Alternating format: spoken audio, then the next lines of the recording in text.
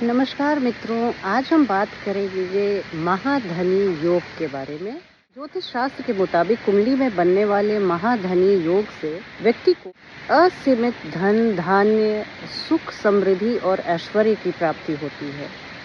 तो इसमें बहुत सारे परम्यूटेशन कॉम्बिनेशन बनते हैं। यदि देखिए, सबसे पहले हम किसी भी राजयोग की बात करते हैं तो लग्नेश का बली होना अत्यंत महत्वपूर्ण होता है। तो यदि आपके लग्नेश बहुत उत्तम स्थिति में हैं और द्वितीय भाव के स्वामी या 11वें भाव के स्वामी के साथ संबंध बनाते हैं और किसी ये संबंध युति संबंध हो सकता है, दृष्टि संबंध हो सकता है, या एक्सचेंज में अगर हैं तो ये भी हो सकता है।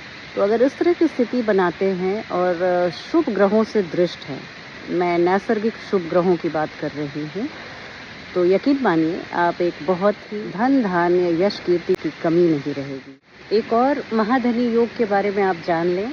अगर आपकी कुंडली के द्वितीय भाव के स्वामी, फॉर एग्जाम्पल आपकी कर्क लग्न की कुंडली है तो सूर्य आपके द्वितीय भाव के स्वामी है, तो इसी तरह आपके लग्न से जो द्वितीय भाव है उसके स्वामी अगर अपनी ही स्वराशि में बैठे हों या अपने मित्र की राशि में बैठे हों, या सबसे अच्छा अपनी उच्च राशि में बैठे हों, तो यकीन मानिए नैसर्गिक शुभ ग्रहों से दृष्ट हों, युति में हों या एक्सचेंज में हों, तो आप ये जान के रहिए ये आपके लिए बहुत ही अच्छी स्थिति लाता है और माँ लक्ष्मी आपके घर को धन से भर देंगी। धन वर्षा आपके जीवन में अविरत होती रहेगी।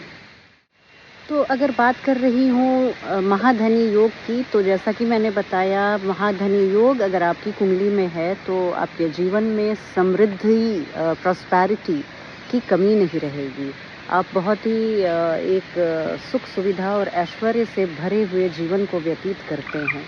अब यहाँ पर देखिए, अगर आपकी कुंडली में द्वितीय भाव में शुक्र हैं तो ये एक बहुत ही एक सिंपल सा योग है और शुभ ग्रहों से दृष्ट हैं। प्राकृतिक नैसर्गिक शुभ ग्रहों से दृष्ट हैं, तो ये एक धन योग माना जाता है, क्योंकि कालपुरुष की कुंडली में द्वितीय भाव के स्वामी, धन भाव के स्वामी शुक्र होते हैं और शुक्र ऐसे भी लग्जरी और विलासिता के प्रतीक हैं। और ये अगर आपकी कुंडली में हो, बशर्ते कि राहु केतु का अक्ष ना हो, यहाँ पाप ग्रहों के साथ युति ना हो और पाप ग्रहों से दृष्ट ना हो, तो यकीन मानिए ये आपके लिए बहुत ही शुभ स्थिति लाते हैं। ऐसा योग आपकी कुंडली में एक बहुत ही शुभ स्थिति लेकर आता है। देखिए, हम महाधनी योग के बारे में बात कर रहे हैं। 2-3 पॉइंट्स है और वो आप नोट कर सकते हैं। अगर आप ज्योतिष सीख रहे हैं तो ये आपके लिए एक बहुत ही मील का पत्थर साबित होगा।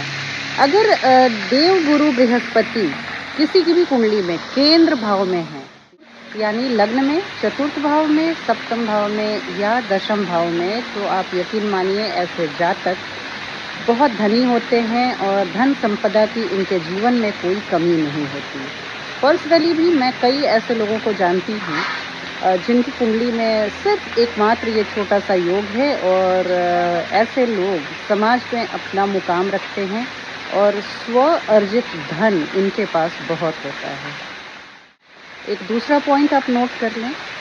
यदि आपकी कुंडली में बुध ग्रह कर्क राशि या मेष राशि में स्थित हो, तो ऐसे जातकों के जीवन में धन धान्य की कमी नहीं रहती और रुपए पैसों की बारिश होती ही रहती है। चंद्रमा और गुरु की युति यदि आपकी कुंडली में केंद्र या त्रिकोण में है, तो ये एक बहुत ही धन के लिए बहुत ही एक ये सपोर्टिव रोल अदा करता है। यदि चंद्रमा और गुरु बृहस्पति की युति आपकी कुंडली में किसी भी शुभ भाव में हो, शुभ भाव कहने का मतलब या तो केंद्र में या त्रिकोण में हो, कोई भी लग्न हो आपका, कोई भी राशि हो, तो ये अपने आप में एक बहुत ही धनी योग बनाता है ये योग। और अगर ये आपकी कुंडली में है तो मुझे कमेंट करके ज़रूर बताएं। ये बिल्कुल अचूक है। ये जो योगों की चर्चा मैं कर रही हूँ वो महर्षियों के द्वारा बताया गया अचूक योग है। अब देखिए, यदि दशमेश और धनेश की युति हो किसी भी भाव में, तो ये एक बहुत ही बढ़िया योग होता है।